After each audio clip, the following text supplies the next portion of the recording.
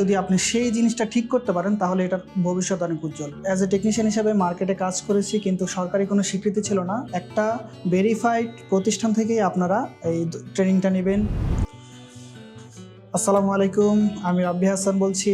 আমি মিরপুর 11 ঢাকা থেকে। আমার প্রতিষ্ঠানের নাম হচ্ছে Rabbi mobile phone servicing. Mobile phone servicing এর ভবিষ্যৎ খুবই উজ্জ্বল। আপনারা জানেন দেশের সিংহভাগ মানুষ মোবাইল ফোন ব্যবহার করে, সেখানে যদি আপনি সেই জিনিসটা ঠিক করতে পারেন তাহলে এটার ভবিষ্যৎ অনেক উজ্জ্বল। আমি এতদিন যাবৎ অ্যাজ এ টেকনিশিয়ান হিসেবে মার্কেটে কাজ করেছি, কিন্তু সরকারি কোনো স্বীকৃতি ছিল না। আজ আমি ইমার মাধ্যমে এনএসডি এর পরীক্ষা দিলাম। এনএসডি এর লেভেল 2 পরীক্ষাটা দেওয়ার উদ্দেশ্য হচ্ছে টেকনিশিয়ানের পাশাপাশি ভবিষ্যতে আমি নিজেকে একটা অ্যাসেসর হিসেবে গড়ে তুলতে চাই।